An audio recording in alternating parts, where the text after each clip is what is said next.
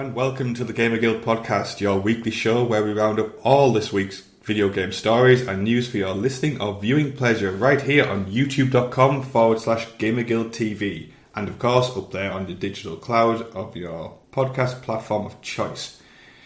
Joining me this week, we got Chris out enjoying the joys of Lord of the Rings live orchestra, so he's not going to be with us this week, but we do have, as usual, the man of many pixels, Richie. Hello, everyone. Doing?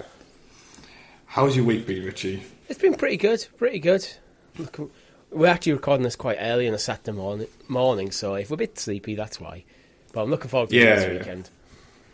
I think me and Richie are the very definition of night owls. We're not morning people. Yeah. We're both just said before we started recording, we're both up to like 1:30, 2 in the morning last night. Like foolhardily playing games when we've got shit to do in the morning. You're up to 2 o'clock in the morning knowing when you've got a podcast to record at 10, so it means you've got to be up and get ready for it. I know, yeah. And I know there's like a bunch of dads listening to this who are like, ooh, you have to get up for 10 o'clock start. What do you mean, Chris? What? Chris is such a night owl, so that's one of the things I was worried about him when he had his daughter. I was like, you're going to have an adjustment, mate. Oh, God, yeah. But yeah, war is us. War's up. We had a commitment at 10 o'clock on a Saturday, which we had to... Which we made. Power on through. Yeah, which we made. But we've got like an interesting show lined up for you guys. We're going to talk a little bit about the kind of leaked Spider-Man multiplayer, the Battlefront 2 wars, which, if anyone's been following that, is a bit of a disaster at the moment, even by EA standards, to be honest. And then we'll touch on a couple of interesting announcements. The Summer Games Fest just got announced another year. The spiritual successor for E3 in lots of ways has finally got a date. So we'll cover all that and much more in this week's episode. Before we get into that, obviously, if you haven't already, like the video, subscribe, do all those nice things that kind of help us with the algorithm, as YouTube is at the moment. Of course, join our Discord if you want to get in a bit more of the community-based stuff that we do.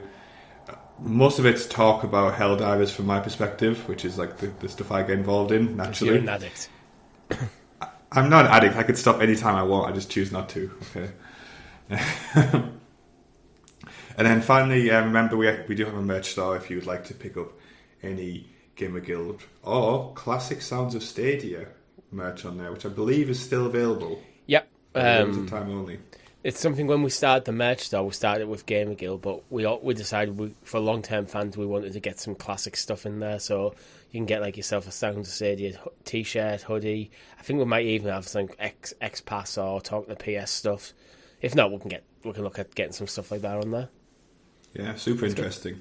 I know Chris has just bought one of the hoodies, so I'm looking forward to seeing it. Nice, supreme quality, guaranteed as always with the Gamer Guild.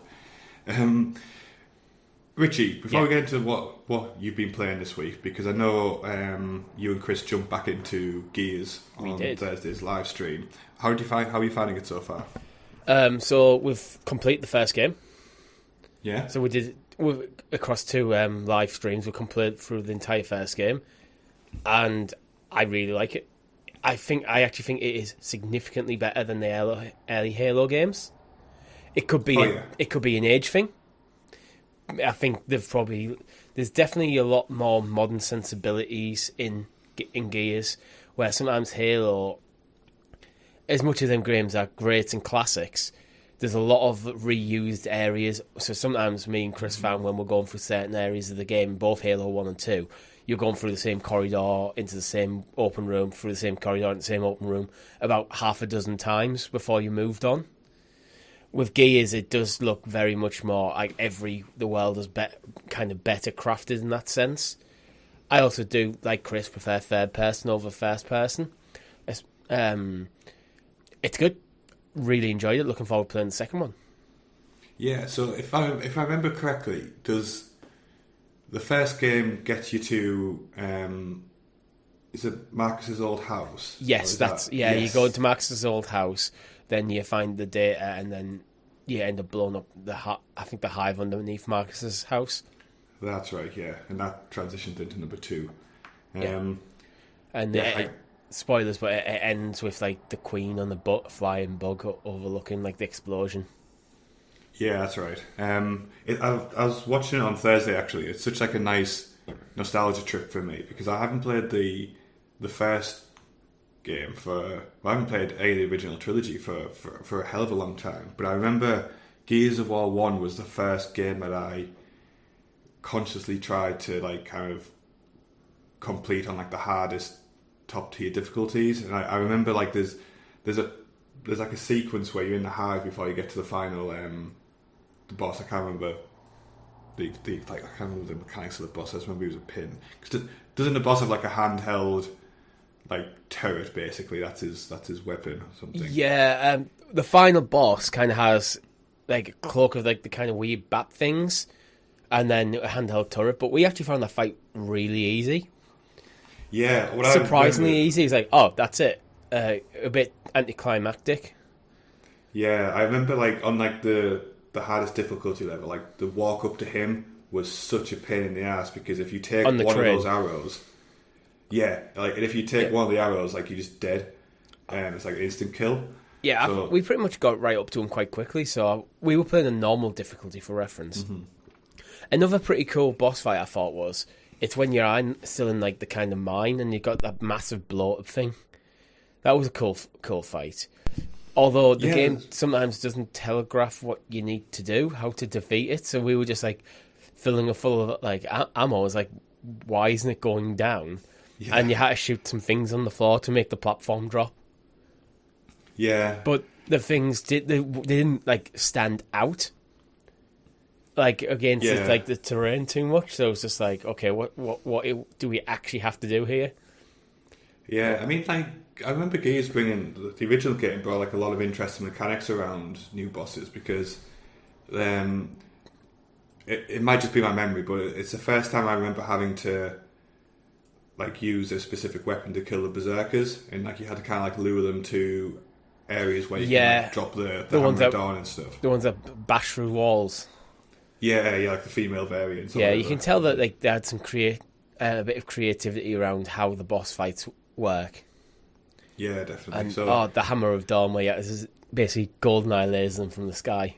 It's such a badass weapon, though, especially when like it starts melting the berserkers as well. It's like the way enemies die in that game is so visceral. Like I know, like The Last of Us gets like a lot of credit for like how it depicts those types of scenes, but Gears of War did it really well too. Like it did. Especially for the age of it. We were playing the Ultimate Edition, so it's going to be interesting going on to Gears 2, because I don't think they've remastered Gears 2 and 3. Okay. Interesting. So we'll probably be playing the original. Let us know in the comments if I'm completely talking out my ass there, but I'm sure the Ultimate Edition is just the remaster of 1, and then Gears 2 and 3 just as they were. Okay. I think you really like Gears 2. It essentially does the Assassin's Creed 2 thing where like it layers in a bunch of different weapons and fight styles, but just keeps the same. Does it lean in harder to the cover mechanics for combat? It doesn't necessarily lean in harder to them. Like obviously it iterates on them. Because with Gears 1, what I found is that was kind of the game that introduced the kind of cover mechanics. Like largely popularised them, or if not created them outright. But what I found, there was a lot of like fights where hiding in cover just didn't make sense. Yeah, agreed. Yeah, it definitely iterates on that. More importantly as well, it just gives you a bit more variety on weapons, because obviously Gears was a concept game to begin with, right? But the weapon choices were relatively limited. Yeah, basically 2 assault rifles, 2 variants of pistol, like standard pistol and magnum, a shotgun, sniper rifle, a rocket launcher. It's a very standard affair. Yeah, but the number 2 gives you some nice variety in there, really satisfying ones as well. So I'm sure you'll enjoy that as you go into it. Anything else you've been playing this week? Just Final Fantasy VII Rebirth. And how many hours? I mean, it's kind of in the news with its sales and stuff.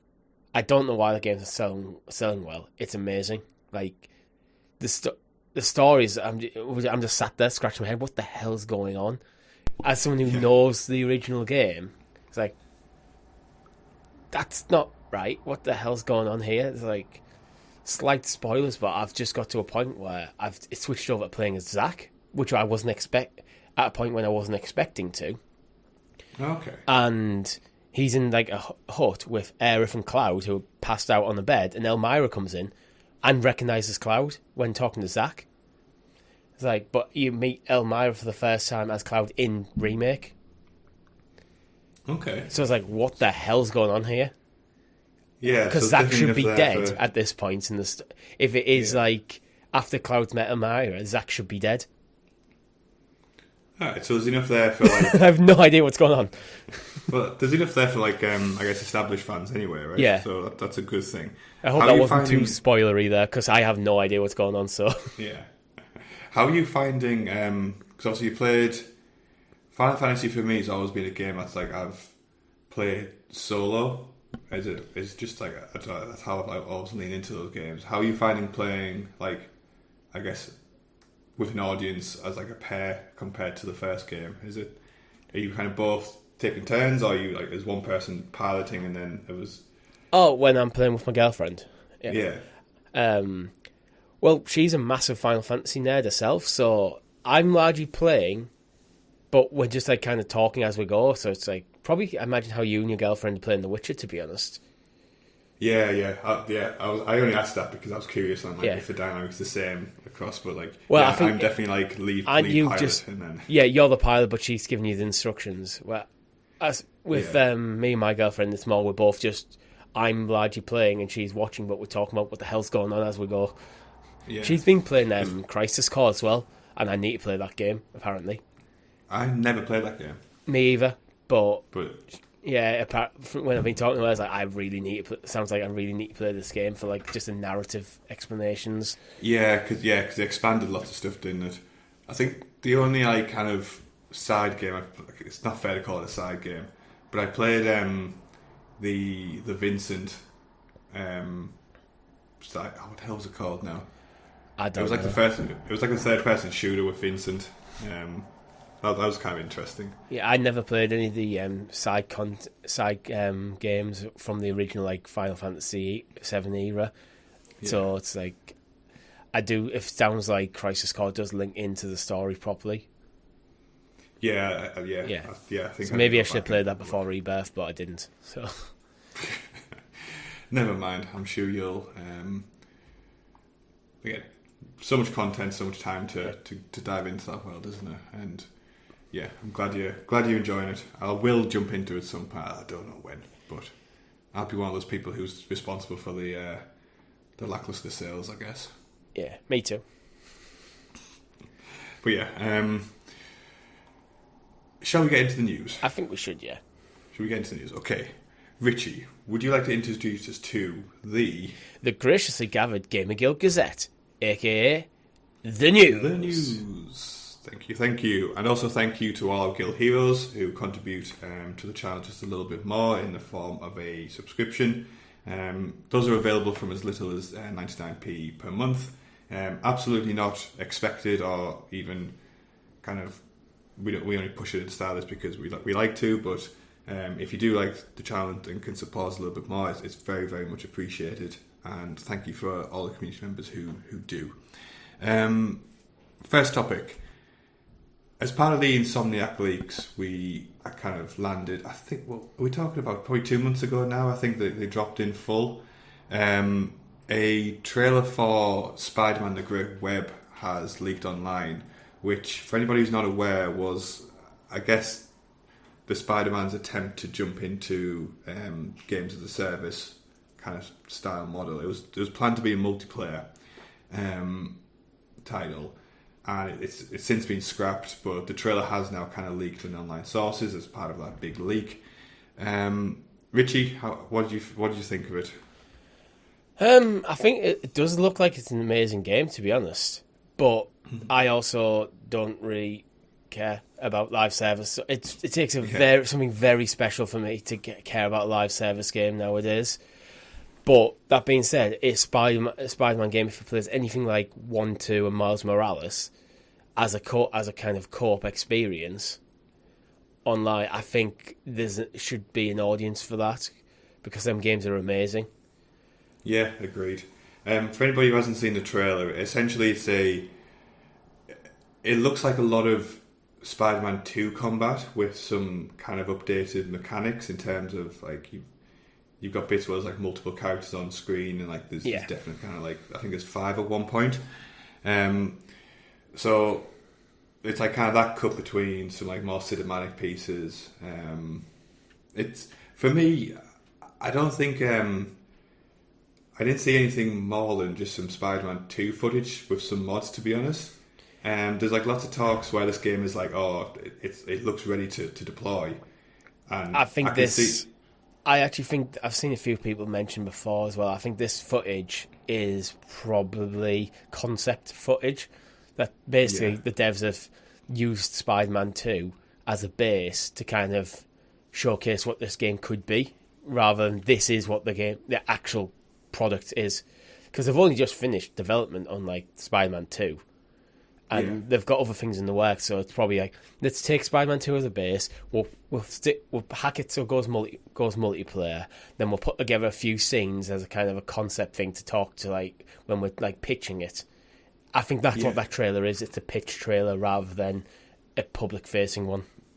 Yeah, like a lot of people jumped on it. It's like, it looks finished. It looks like complete. It's like, well, there's lots of like guts that goes into making a live service game beyond the visuals of it, right? And they have Spider-Man 2 and done all the work and tons of the costumes anyway. Yeah. So a lot of the assets to make a trailer like that already exist. Yeah, including Venom as well, who you see in a few of the shots as well. I guess no spoilers. Spoilers for Spider-Man 2 is like... Venom's on the box art. He's in the box art. Yeah, he's playable. It's like, it is what it is. So yeah, like... I think we're both in agreement that Spider-Man would work as like a multiplayer. Right? I think 100%. Absolutely. Especially, it seems to have in the trailer there seems to be like these rifts opening up, and that seems to be how you might transition from being like an open world swinging around New York to like into missions. Yeah, and like the Spider-Verse kind of movies essentially tee up the reason there's multiple Spider-Man, right? Like that could be like a one-liner. You don't have to like. I don't usually like things like time travel and multiverse stories, but I think in a game it can work quite well because it's an ACZ. It's too much of a Deus Ex Machina, I think, in like traditional narratives. But when you're playing a game, it's a way of just keeping opening up new content, so you can have various iterations of New York and it make sense because we went into a different universe, and so it's just that you're in a different universe. That's why New York looks different this time. Yeah, you can exploit it away in the game and it still makes sense and fun. Where I just it's like the MCU. I think it went downhill when they started going multiverse stuff. Nothing.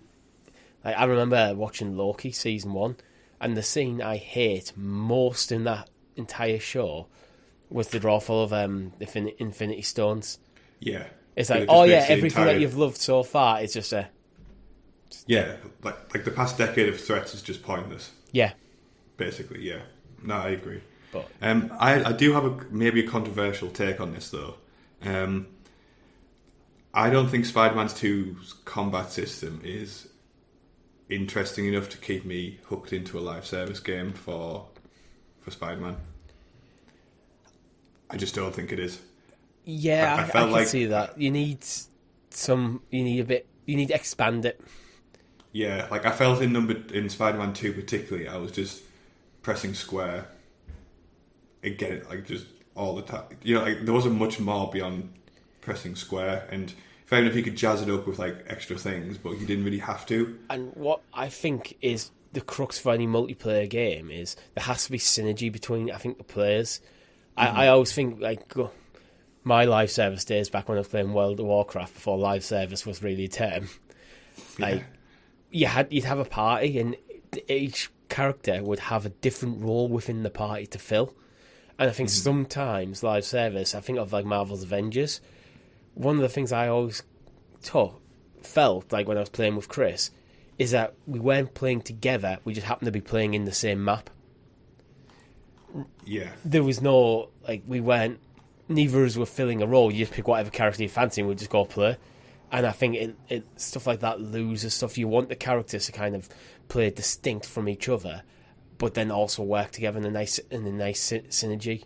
Yeah, I think the synergy is important because I echo your feelings on yes, on the Marvel live service. Essentially, it was a case of you just beat non-enemies, yeah. and then Hulk should have been more of a tanky character that drove characters towards him. Then someone like Black Widow should have been more about stealth, getting behind them. Going back to World of Warcraft, Hulk's your tank, Black Widow's your rogue, trying to get the backstab. That he could have done stuff like that, but but what it devolved to was everyone's just a damage dealer. Yeah, and then any enemies you don't kill, I'll get to eventually, and even if you weren't here, I'd get to them anyway at some point. Yeah, I completely agree. So so I would be interested in a Spider-Man live service multiplayer, but it would need something different from what the games currently have for me, I think. Yeah, that's it. I think it's just having some thought. It doesn't have to be a hardcore class-based system, but having you be able to build your particular version of Spider-Man to perform certain roles within a team. Yeah, definitely. Because and it avoids a meta as well. That's the worst thing it can happen to. It's happening in Helldivers now. But in every single live service, people will find the meta. People go, and nerds on the internet with the spreadsheets will go, this is how you have to play this game, and if you don't play exactly like this, because this is the most optimum thing. I've never wanted to be even when I was hardcore in the World of Warcraft, I was never min-maxing everything. No. But it's when the meta doesn't vary depending on role as well. So just everybody has the exact same loadout and stuff like that. It just becomes just a chore basically. So I think we'd both be interested in it, but it would need. It's a live service game that would definitely have my attention because of how much I've enjoyed the other Spider-Man games. And if it plays, you say, it needs to elevate the game, the combat gameplay, but if it plays close to that, it's already a good standard. Well, where it would be is, would it fall back? Would it be even less? Because sometimes for balancing things, live service can just feel a bit flat, and that's where I think Marvel's Avengers fell in. It's just but unfortunately, it looks like it's been cancelled. Yeah, which is a shame. But again, as a final note, we have to realise as well, history tells us that having a red hot franchise attached to a mediocre game doesn't equal success, right? We've seen that with Marvel's Avengers. It'd be interesting to see how this came about, because do you think this came about from Sony pushing the developers to do more live servicey stuff, or do you think this came about from Insomniac internally? I think it'll came from Sony. I think it'll have been tabled at that big the peak of live service. Lots of kind of developers were said they were going to head that direction, and then as the tide kind of turned, I think it'll kind of been less enthusiastic to the point where it's just okay, let's just sack this off now. So I think it'll be pushed from Sony because it's not really Insomniac's thing anyway. Yeah, right? they've got more Spider-Man stuff already in the works. They've got Wolverine coming. I'd rather them just focus on what they do well. And I think sometimes that can be the problem when you get developers who are known for doing one thing really well, get pulled onto something else and doesn't work. Again, Marvel's Avengers, Crystal Dynamics went from making Tomb Raider to Marvel's Avengers. It's it just feels like this wasn't the right fit for the right studio. Yeah, something like agree. This, I think, could be handled quite well by Insomniac. I absolutely believe Insomniac do have the chops to pull this off if they wanted to. But is that taking resources away from what they do, what they're great at? Yeah, exactly that. So I think they're better off staying on single players and just doubling down on that. And that's not just me saying that as a single player game. I think that is what Insomniac are great at, to do what you're great at. Yeah, 100%. Yeah. So other news this week is we've got some confirmation on PlayStation Plus games for March. It's kind of a mixed bag, and I think there's, depending on what games you gravitate to, there's probably something for everybody in this list. So we'll kick off with the bigger titles. So this is specifically for the Plus and Extra. No, sorry, for Extra and Premium. Premium, that's the one, yeah. We're getting NBA 2K24, the Kobe Bryant edition, which for any kind of fans of that franchise would be a strong addition. We're also getting Marvel Midnight Suns, which I think we had a recurring joke about this game at some point on this show, Richie, where it was a game that just kind of came out, and I don't think anybody paid much attention to it, to be honest. I mean, it's done well. It's got a 9 out of 10 on Steam. Yeah, I think like the lean into like the tactical RPG. 2022 this game came out. I thought it was more recent than that. Yeah, I thought so too. I mean, I think it's like those tactical RPGs, like kind of XCOM style. They're very divisive for a lot of people, right? Yeah, I think that's probably why it hasn't made much waves. I think because of the genre of game. But I think if you are into your tactical RPGs, like it's 83 Metacritic. I think it's worth. And that's the PC version. I think this is definitely worth looking at. And again, it's part of PlayStation Plus Premium, so I think there's a good game in there. Yeah, definitely. We're also getting Resident Evil 3, which I'm a huge fan of that franchise. Number 3 wasn't the strongest title out of the remakes. I think that's kind of universally accepted. It's the source material you're working with, isn't it? I think 3 was not as good as 2 and the originals, so... Yeah, agreed. But if anybody wants to jump into that, a big criticism of this game when it came out was the length of it compared to the purchase price, which kind of is a moot point if you already subscribe to the service. So if you've held off in the past, and again, I think they were struck because I think the original plan for Capcom was to do Resident Evil 2 and 3 as a single kind of release, but then they expanded both games and spun them off into separate titles. Yeah. But, yeah. We're also getting like Lego DC Supervillains, which again is a game that's completely... I'm not like into the Lego franchise. I wish Chris was here because I've never played a Lego game, but I think Chris would be excited by this. Yeah, Chris will love this. It'll be a couch co-op for him and his wife. This might actually be the Suicide Squad game. They might have done Suicide Squad good here by giving it a Lego. They finally managed it. God, that game needs all the help it can get. Suicide Squad as a concept just needs to go away. They keep trying it and it keeps not working. Yeah, it's like stop trying to make it happen. Yeah. Unless you're playing Lego, because I think the Lego games are fun. I've just never really been into them myself. Yeah, same here. It's just a like I think you either love them or like you're a bit neutral to them. Yeah. I don't think anybody particularly hates them. They're just not some people's bag, right? Yeah. We're also getting a game called Mystic Pillars, like the remastered version, which I have no knowledge of this game whatsoever, but having a look online and kind of in some more niche communities, it's actually got like a really, really passionate player base. It's a kind of immersive puzzle game, like set in kind of ancient India.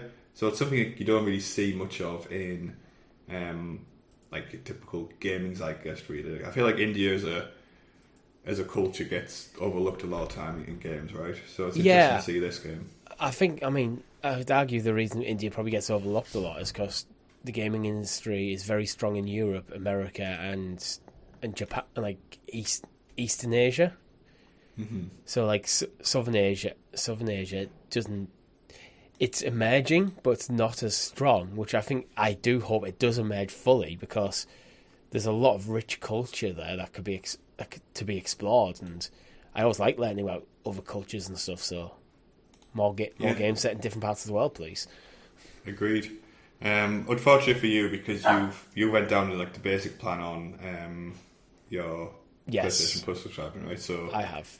You get none of these. So sorry. Nope, I get none of these. But I made that decision knowing how the mid-month drops were usually better than the start of month drops.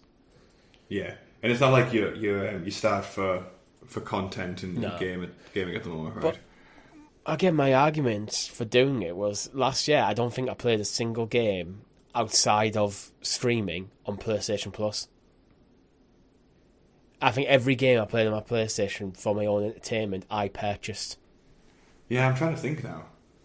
So that's why I was quite happy to make that decision, because I just wasn't using the service.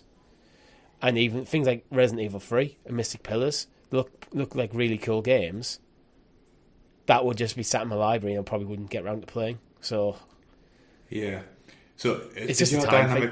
Yeah, is your dynamic with PlayStation and Xbox the same as mine, where PlayStation you buy games on and Xbox you use Game Pass? Yeah, pretty much. I bought my Xbox as a Game Pass machine, so that was kind of hard built into it.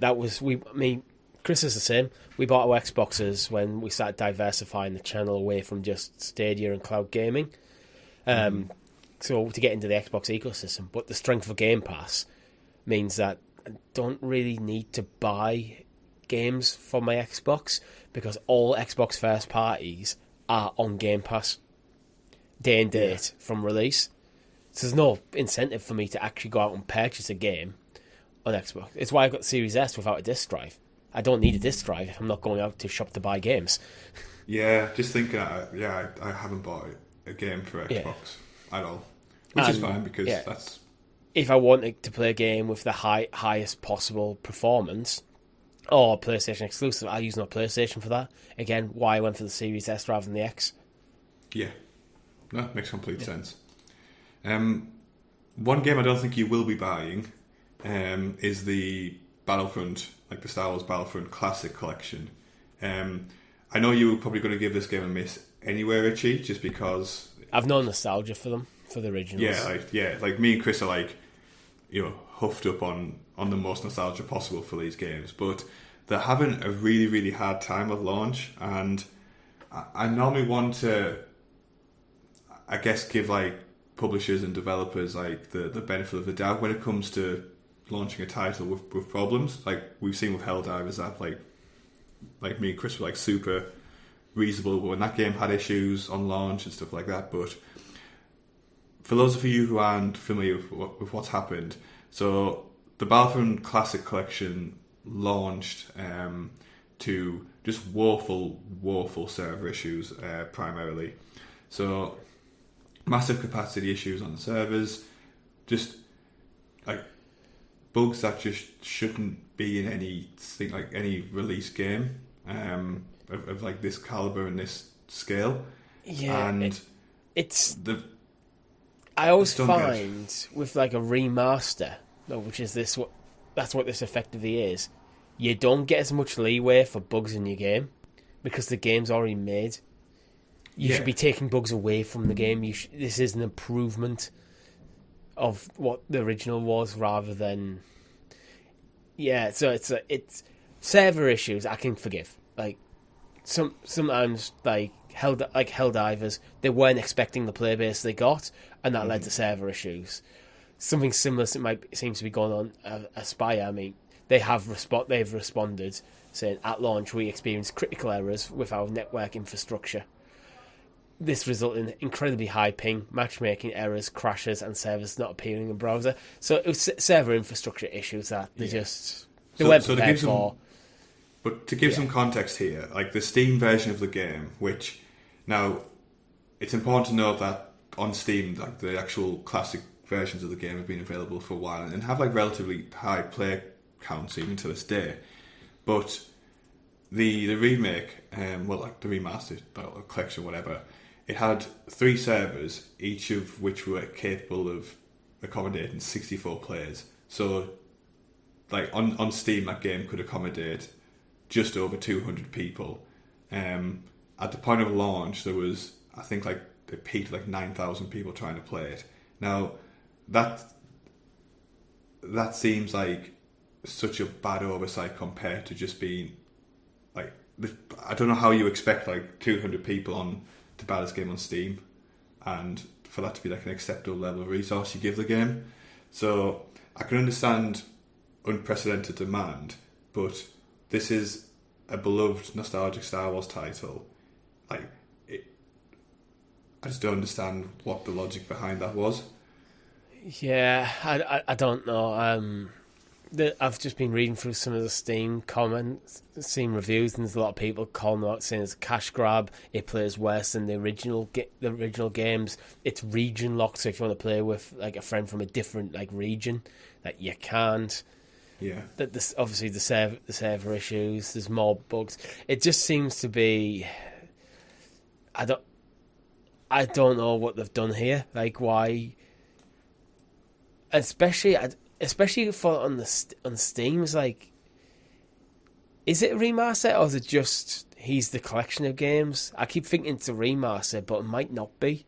They've upscaled like resolutions and they've like updated some textures. Nothing significant. Well, it's significant from like a file size perspective, probably, but not from a. It's significant, I think, in the console space, in that it brings these games onto modern hardware. Yeah. But from the PC space, it seems to be like, well, this is the worst experience than what we can already experience. Yeah. Which it's a bad position to be in, really. Yeah. And also, I don't want to like lay into these guys too heavily, but it just seems like such a fumbled launch. Like, even compared to like the history of fumbled launches like that have happened in the past 2 years for games. So, another thing as well, you have to remember these are two PlayStation 2 titles, and somehow the game is now a 70 gigabyte download. Like, really? What? Like even like obviously there's a degree of like updated like textures and like video sizes and stuff like that. So it's stupid to not expect like a big increase, but 70 gigabytes. Like even the Switch version is 32 gigabytes. If they've like up-resed a lot of like cutscenes and stuff from probably something like 720p all the way up to maybe 4K, that could easily eat that, to be honest. But 70 gigabytes, man, come on. Yeah. Like, also bear in mind, there's cutscenes missing, which were in the originals, which just aren't present in this game either. Why? Like, I don't know. Like, the only answer is cash grab. And like, I don't get it. Yeah, I don't get it at all, to be honest. Because with a classic collection of games, what you want to do is bring the games that the beloved games, to people again. Basically, and present it as it was. Unless you're doing if you're doing a remaster, fine, you can do some remastering stuff. I personally like the way Halo did the remaster on the Master Chief Collection. When you know what, we're going to up-res all the textures, we're going to replace a lot of textures in the game. We're going to give you a button so you can switch back to the original, if you prefer it. It's such a have your cake and eat it way of approaching this, where it seems like Battlefront seems to be, we're going to take your cake, no cake for you. Yeah. What is it about Battlefront and controversy? I don't know. It's doomed. Yeah, I think they just need to rename it something else, and then maybe that breaks the curse or something. Aspire, the devs of this, are part of the Embracer group, and actually part of Saber, who are also in the news this week. So maybe this being a cash grab because Embracer are basically crumbling doesn't surprise me. Yeah, there's probably context around that, but for me, as someone who really wanted to get back into especially Battlefront 2, because it is so I've got so much nostalgia around it. I just can't do it now, and the only way for me to react to this news is to not buy the game, which sucks because I really want to play it. That's the only thing I can do, really. Yeah, I hope they get the shit together and get it sorted, but I'm not sure what they seem to be so far off it. If it was just the server issues alone, you can go, you know what, give you a few weeks and you'll probably be sorted. There seems to be more problems.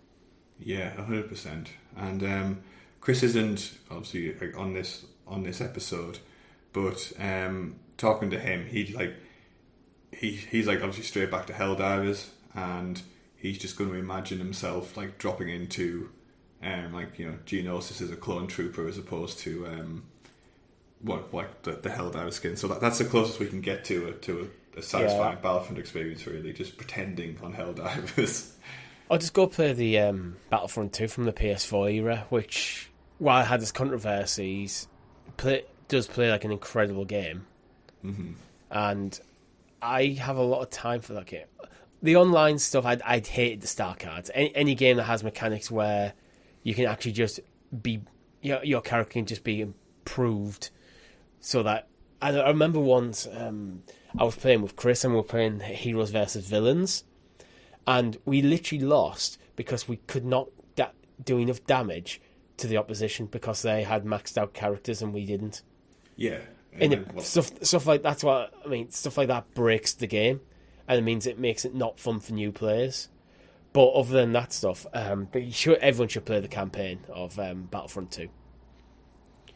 There you go. There's Richard's recommendation. Apart from the middle, there's some missions in the middle. This is Battlefront 2. It's love-hate. Like, there's some mission. It's like the stuff with the original character whose name I can't remember was really cool. Mm-hmm. But then halfway, like in like kind of the second act of the campaign, it just switched to a hero of the day kind of thing, where every mission he changed out a different hero. I was like, and it didn't really advance the story. And then it went back to her, and like, oh, this is really cool again. Again, it's such like a love-hate relationship with that franchise. Swung and a miss.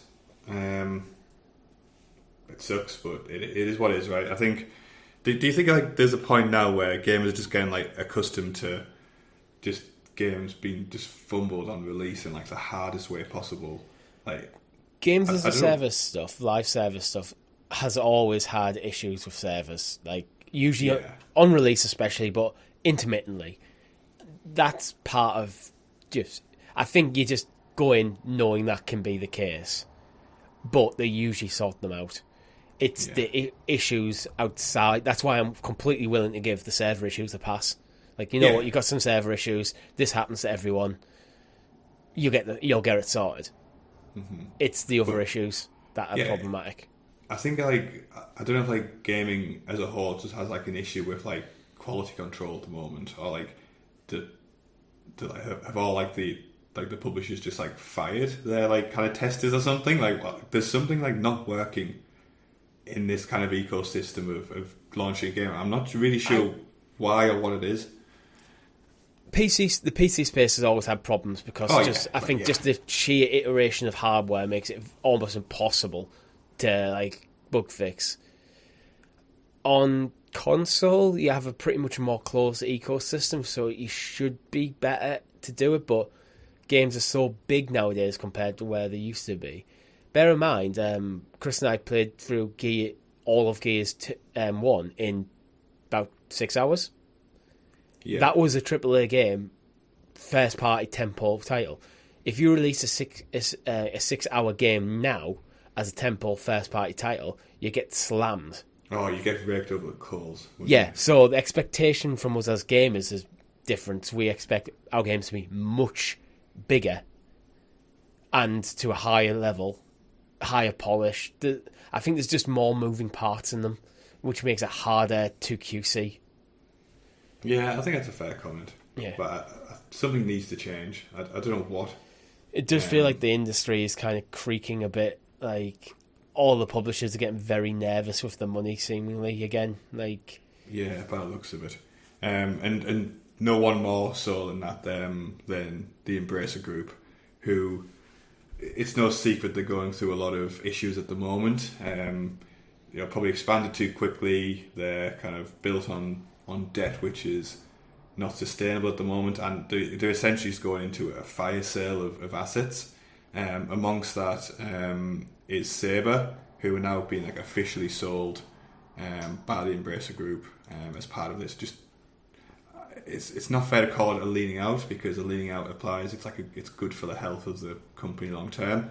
These guys are just slashing wherever they can at the moment. I think they've got rid of like 8% of their workforce, like over 1,000 people, and like this selling of Saber Interactive, I think it was about $250 million they sold for, is just like the next run in this like story, I guess. Embrace is a weird one because back when they were just THQ Nordic, they seemed to just be constantly buying studios and IP left, right, and centre. But they were never really releasing anything. And when they started releasing stuff, it's never quite lived up. There's been very few hits and a lot of misses. So I think it's the classic case of they've had this vision of being like a super publisher.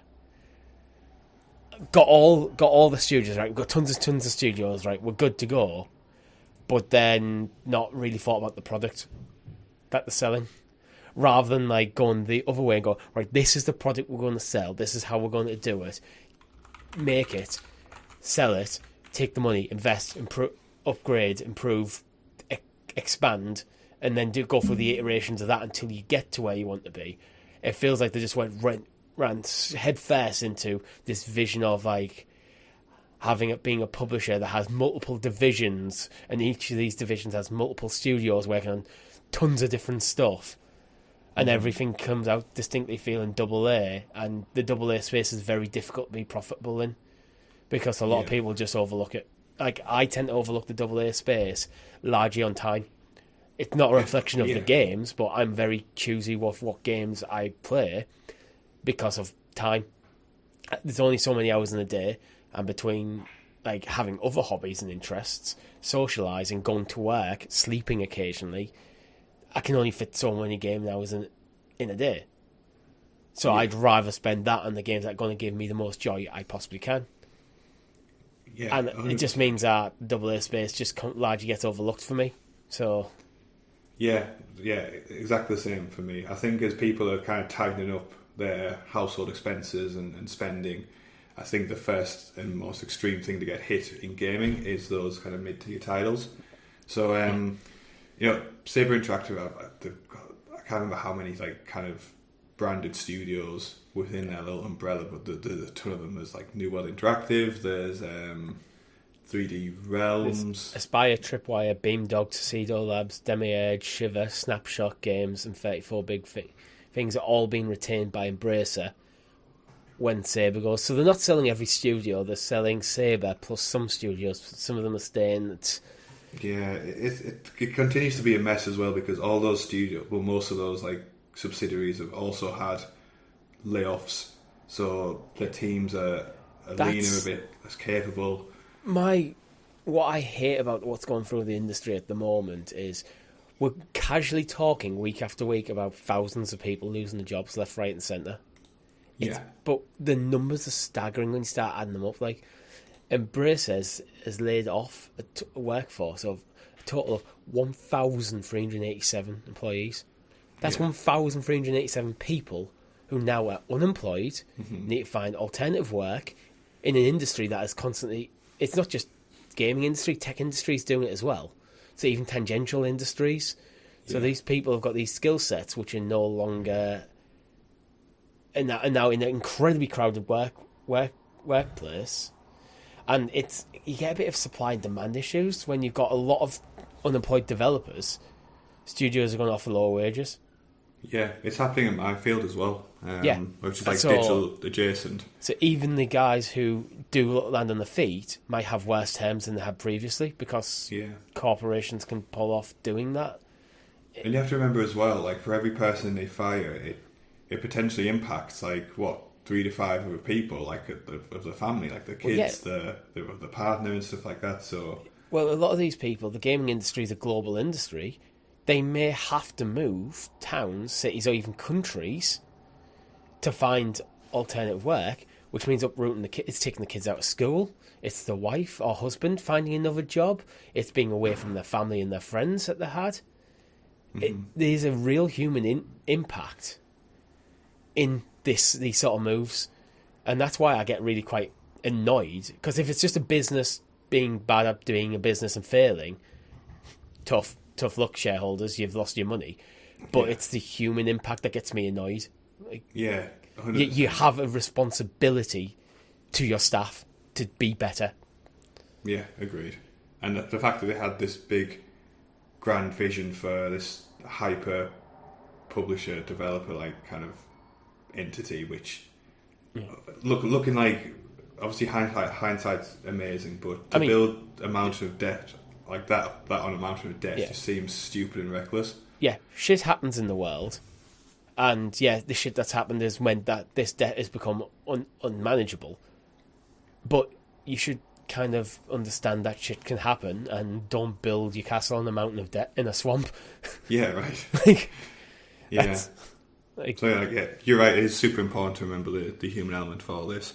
The one kind of silver lining is that the elements of Saber and the people at Saber who remain are still working on a couple of the more popular titles. They've given confirmation that the Warhammer 40,000 Space Marine 2, Jurassic Park Survival, and the 80s inspired Toxic Commando, which is based on like a John Carpenter aesthetic, is still in development. So people who are looking forward to those titles are kind of still going to get them. But what's in store for long term for the Saber, I think at this point is anybody's guess. It's just keep our ears to the ground, and then I have no idea what's going to happen to Embracer as a whole, because I mean they've just knocked off 160 million off their debt, so that could go a long way. But do they just finally get to a point where they shrink to the point where they're sustainable?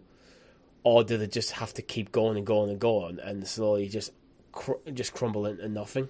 Yeah, I mean, it all depends on their ability to get someone to lend them money. Someone to buy the studios, like when in an industry that is shrinking. Yeah. It is condensing. Like even like the Sony are talking about it. Yeah, I don't think there's a single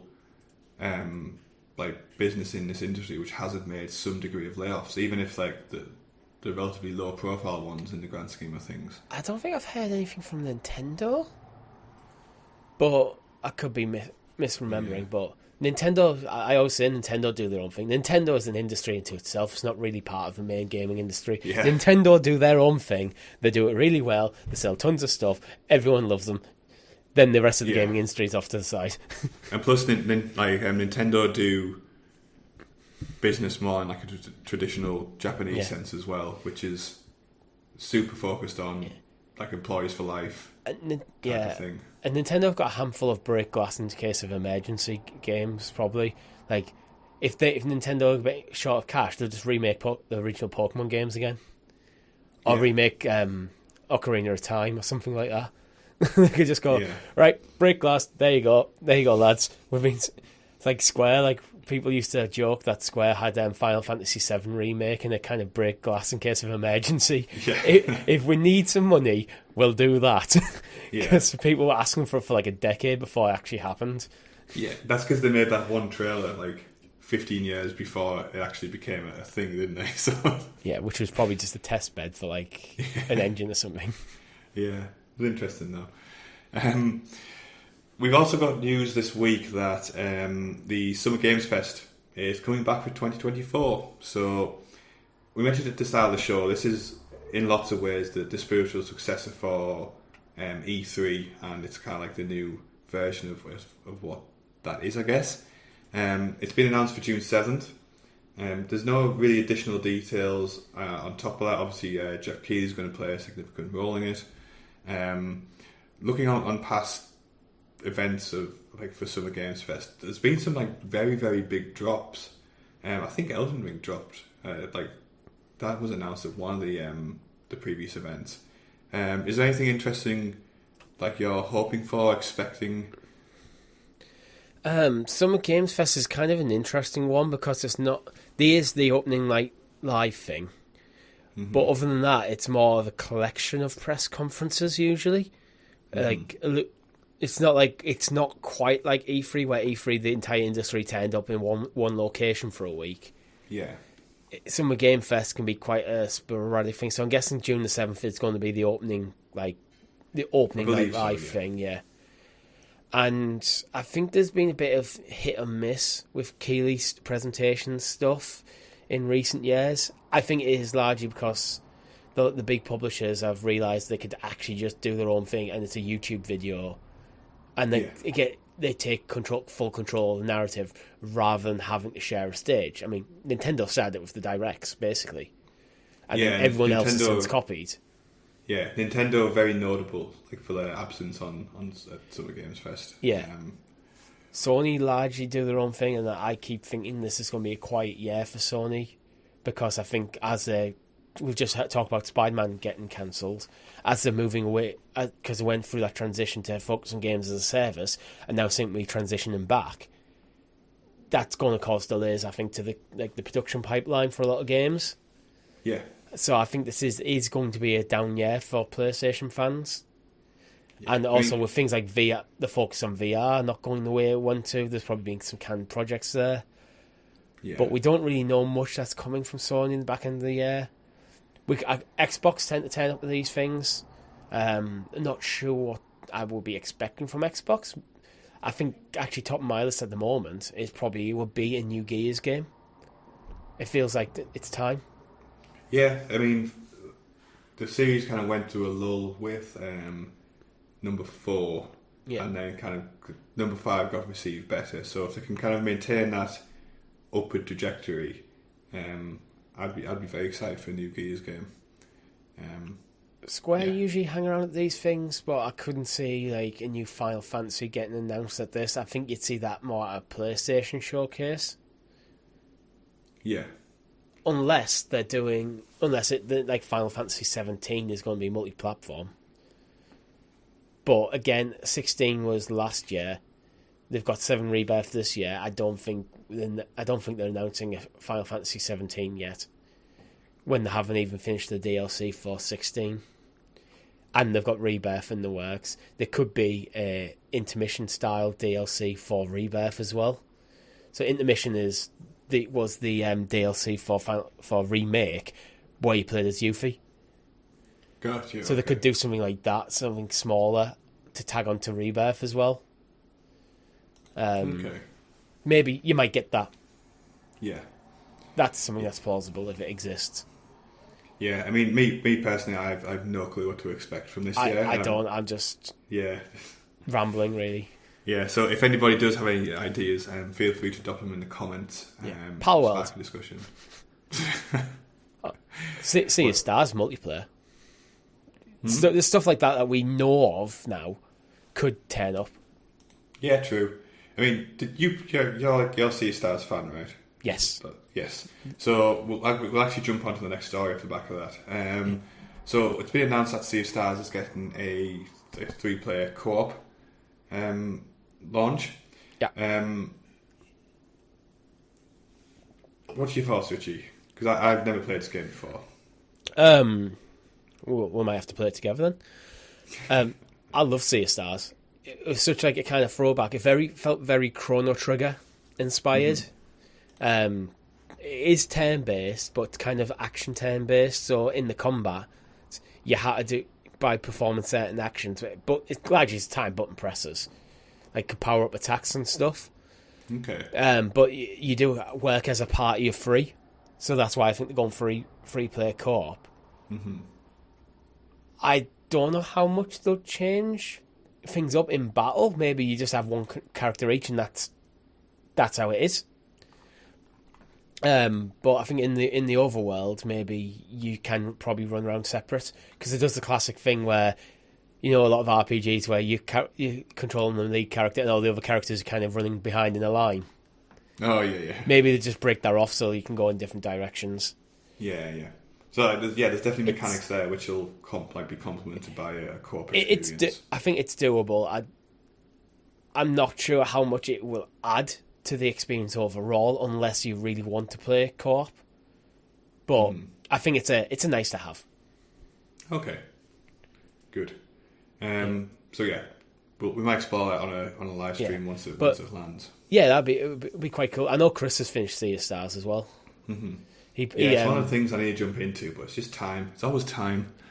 Yeah, he played that on his Portal, which is a good test bed. So I think I think it's a perfect Switch game.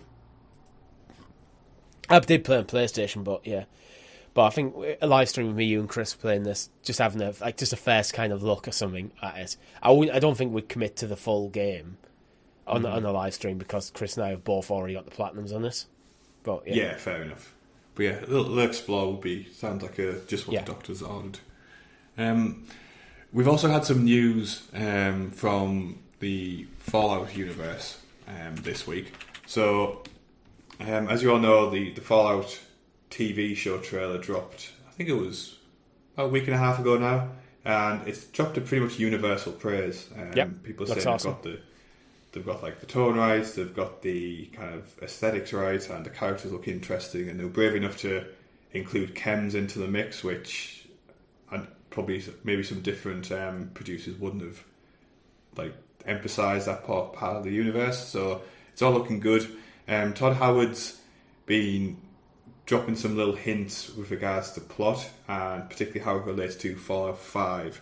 So he's keen to kind of, for the TV show, to tell a distinct story, and from his comments, he's definitely holding some, I guess, like bigger plot beats of the universe back for Fallout 5.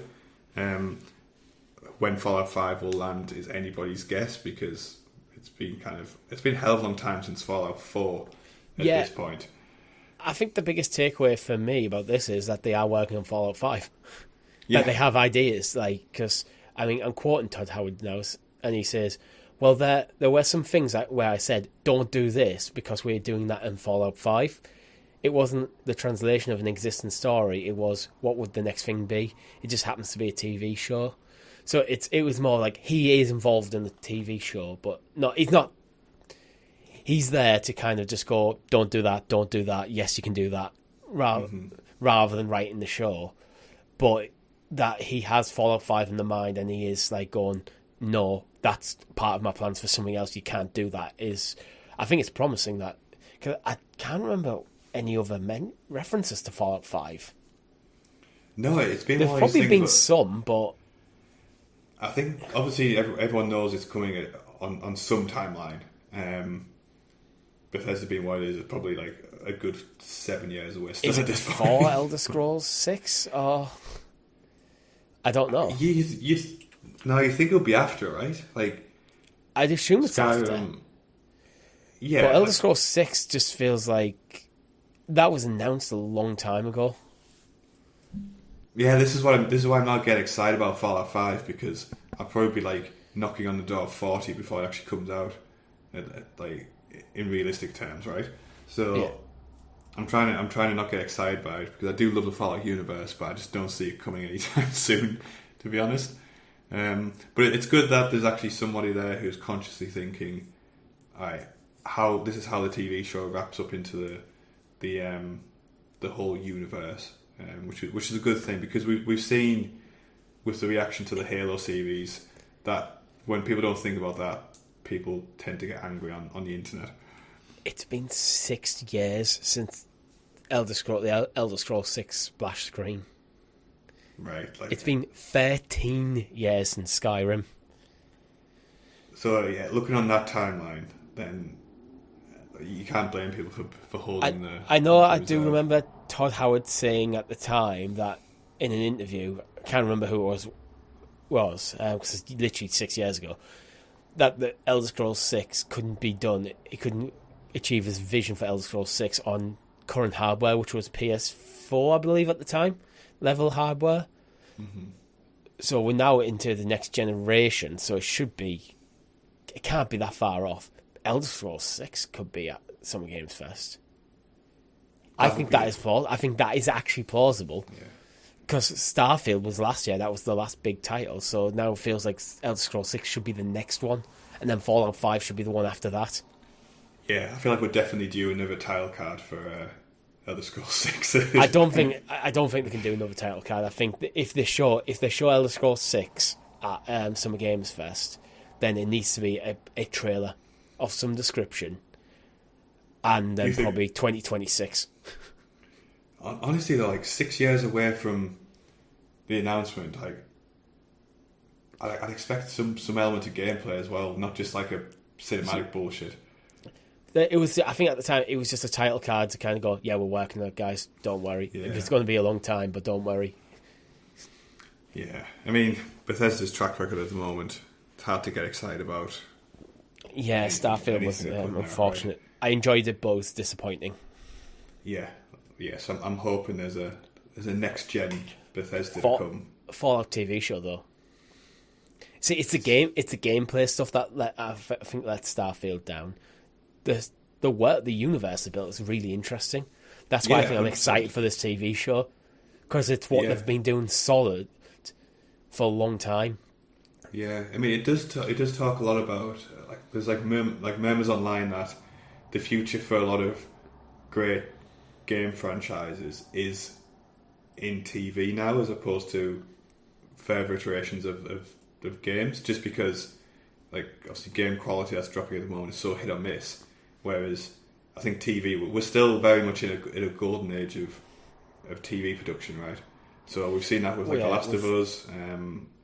We've figured out that games can be adapted to TV and film if you do it properly, rather than if you try to just do a 1-for-1 translation, it doesn't usually work because a lot of the narrative is taught through gameplay in a game. But if you adapt the concepts of the game properly and give it the budget and the passion to do it well, rather than just feel like a cheap cash grab, it can be really good. Yeah, 100%.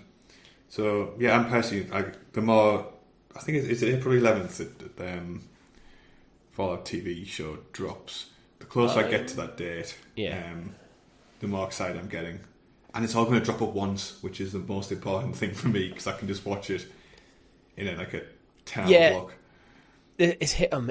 This is the weird thing, is that I think I prefer it to just be drop at once. But you do lose that week-on-week conversation about it. There's no right or wrong. I don't think there's a right or wrong in this.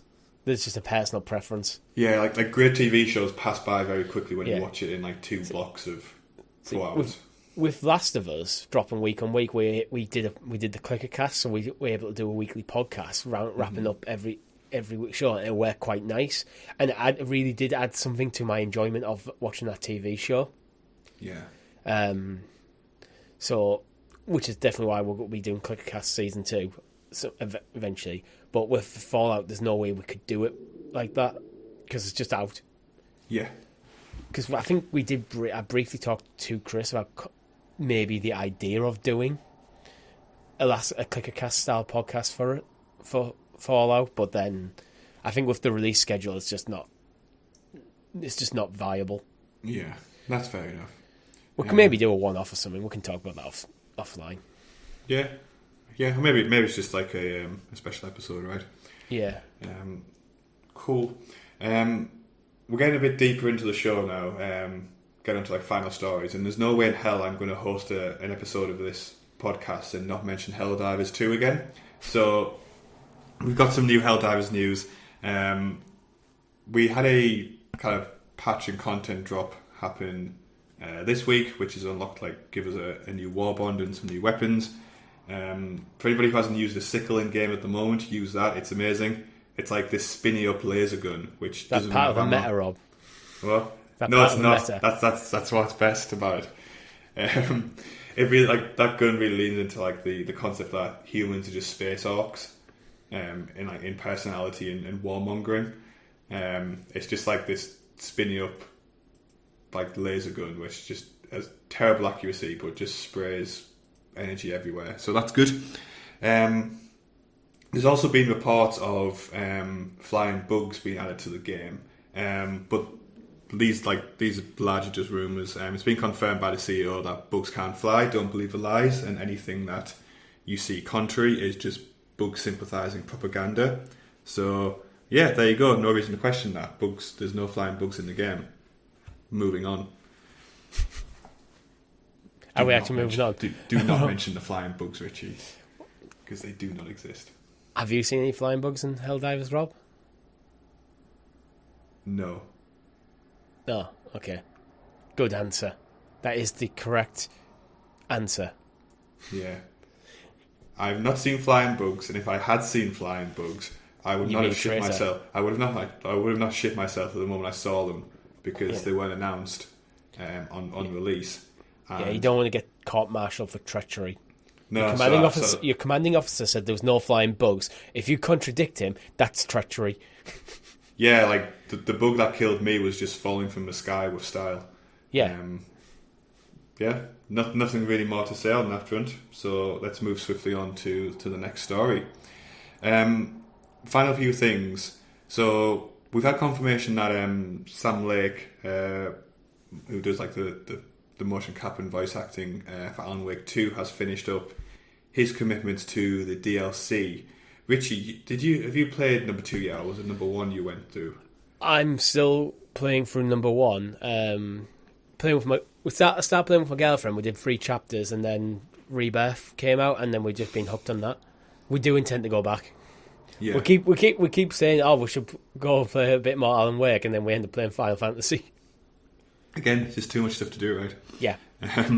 But it seems like with him wrapping up his commitments on that project, the DLC is very much kind of in the meat of the work at the moment. So we'll be looking forward to seeing that drop. Is there potential for that to break your DLC tradition, Richie? Or is it too early to tell? Oh, it's way too early to tell because I haven't even started Alan Wake 2. So yeah, I mean, if Chris's opinion's anything to go by. But that being said, if I get to Alan Wake 2 and I already have the DLC out, I'm more likely to play DLC in that circumstance. I'm less likely to play DLC when I've played the game on release and had to wait 6 months to get my hands on the DLC, because I'm less inclined to just go back to the game. But if I'm still playing the game, it's a different story. That's a very good point. It might be the one to break it. Who knows, Richie? Yeah. Well, time will tell. As a final story this week, I saved this for last because it deserves a bit more talk, I think, than we tend to give like the last stories in the news cycle, and I think it's a nice way to cap off the show. So we touched on it right at the beginning, like earlier in the episode, but Final Fantasy VII Rebirth sales have seen like a remarkable drop off at retail, down 91% in its. Let me just double check the details here. Yeah, week on week, a 91% drop on retail units sold, registering just shy of 25,000 units sold, well below expectations. What's going on, Richie? Please enlighten me. Like, I don't understand what's happening with, even as someone who's not particularly interested in playing this game right now. It doesn't explain. I have absolutely no idea. Genuinely no idea. It's getting outsold by Unicorn Overlord, which does look like a cool game, but I genuinely thought Final Fantasy VII Rebirth, and I'm guessing Square thought this, was basically going to be odds on one of the best sellers of the year. Yeah. The only thing I can think of is it because it's a part 2? I'm wondering if the sales for this game aren't going to follow the traditional massive spike then trail off. Then maybe you get a few smaller spikes with sales and stuff. I wonder if is it going to be more linear, slowly building up over time, because maybe people just not in a rush to play it because people haven't played Remake yet, maybe decide they want to go back to Remake first or replay Remake before they go into Rebirth. Mm-hmm. Or maybe because it is a part 2, some people might be waiting for the third game to come out, which I'm going to convince is going to be called Reunion. Yeah, I mean that's me. Like I'm in that camp.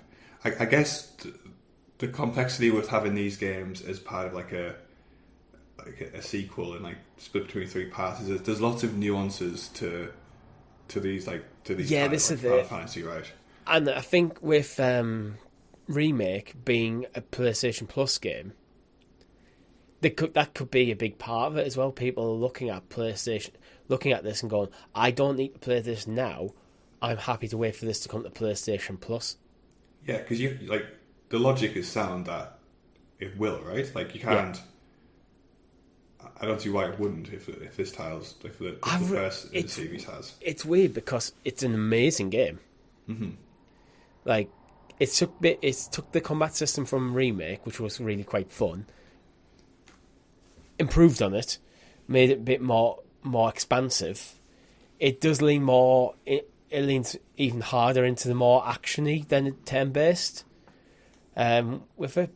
But then they've added they've added actually a few open worlds to it, and then a story which has constantly got me going, what in F's going on? It's like, I'm so engrossed, I need to know what's going on, how all the different parts play together. As a long-time Final Fantasy VII fan, me and my girlfriend is like, what on earth is going on in this game? Like, we need to figure this out. So it's like really engrossing. It's like, and it does have a bit of the kind of collectathon-y stuff that you get from an open world, but none of it seems unfun. Nothing seems just like, oh, cool, collect some bloody feathers, anything like. It's like everything's adding to the lore. It's doing like the open world stuff well. It does have towers. The towers don't do a full map reveal; they just leave the map icons around. But you go in the open world, you go to one of these icons, and it might be a combat challenge. So you'd have to defeat a selection of enemies in a time limit by doing things like making sure you stagger them or stun them, that kind of thing. So there's a challenge element to it in the combat trials that are just in the open world. You can unlock new summons through it. It's like I don't understand why this game isn't selling well. Yeah, and also like a lot of the time there's like the reason a second in a series doesn't sell well because there's like something in the first like rubs people the wrong way or like kind of turns them off. And I don't think that was the case in the first game, right? It was just pretty well received universally, right? Yeah, you'd expect the second game to sell worse than the first game. It's just that's just always the way it is. But it's just not even close. Yeah, it's just a very, very... And it's not like it's competing against anything. Yeah. That's what I don't get. I mean, Unicorn Overload from Atlas, it's kind of competing against... But I feel these are two very different games.